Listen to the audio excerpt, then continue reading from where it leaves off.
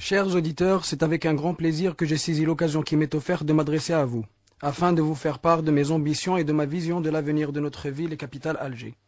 La durée de ce passage est relativement brève, comparée à tous les aspects devant être abordés pour traiter de la question de notre cadre de vie.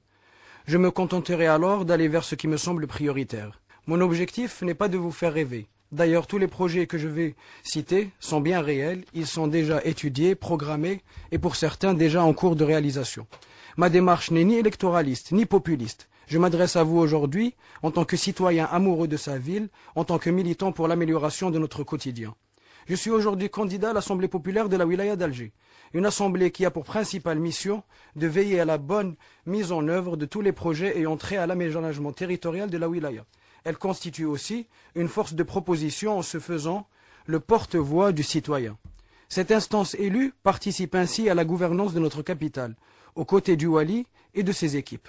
Mes colistiers et moi de la liste de candidature du FLN sommes convaincus que les projets visant au développement de la wilaya d'Alger, aussi bien élaborés et pensés soient-ils, à l'image des projets inscrits au plan stratégique de développement d'Alger, tels que les hôpitaux de Daria, de Cheraga, ou encore les campus universitaires de Sidi Abdallah et de Saïd Hamdine, l'opéra d'Alger, les stades de Douera et de Berraqi, les projets d'infrastructure n'épargnant aucun secteur, sont si nombreux qu'il serait difficile de tirer une liste exhaustive.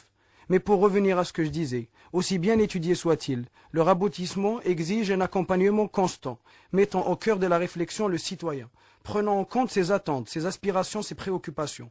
Car aussi grand soit-il, ces projets doivent prendre en compte l'homme dans toute sa dimension. C'est pourquoi je fais appel aujourd'hui à votre conscience, votre bon sens, en sollicitant votre confiance, afin de nous permettre de mener à bien cette mission.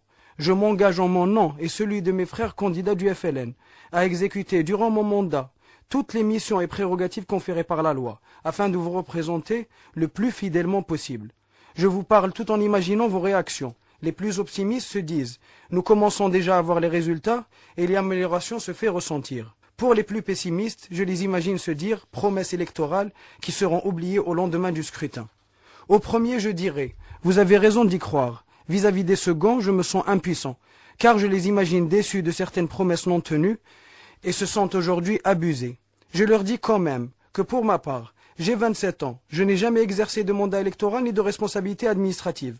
Et c'est d'ailleurs le cas pour nombre de candidats. Et ceci non pas pour des raisons d'inaptitude, la raison est toute simple, l'occasion ne nous a jamais été offerte de nous illustrer et de faire nos preuves. Depuis le début de campagne, je rencontre des électeurs perplexes à l'idée de voter au profit de personnes qu'ils ne connaissent pas. Et d'un autre côté, refusent de voter pour des têtes déjà vues. Avançant comme argument, c'est toujours les mêmes. Comment faire alors pour un candidat inconnu du grand public? Comment peut-il émerger?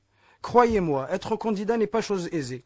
Nous sommes souvent confrontés au bilan des prédécesseurs et dont nous n'avons aucune responsabilité.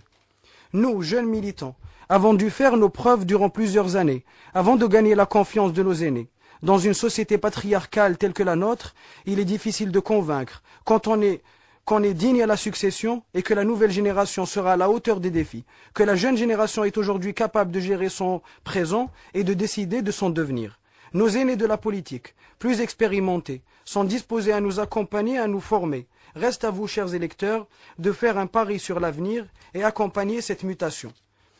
Accompagner cette mutation dans sa dimension matérielle, en soutenant les projets d'infrastructure, mais aussi dans sa dimension humaine, en accompagnant ce processus de renouvellement et de rajeunissement de la classe politique.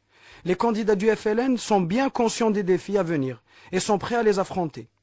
Quant aux partis adversaires, ces partis politiques qui pensent enrichir la scène politique nationale, ces partis qui n'alimentent que des ambitions personnelles et égoïstes, ces partis qui disent aux citoyens ce qu'ils veulent entendre au lieu de leur dire ce qu'ils doivent entendre.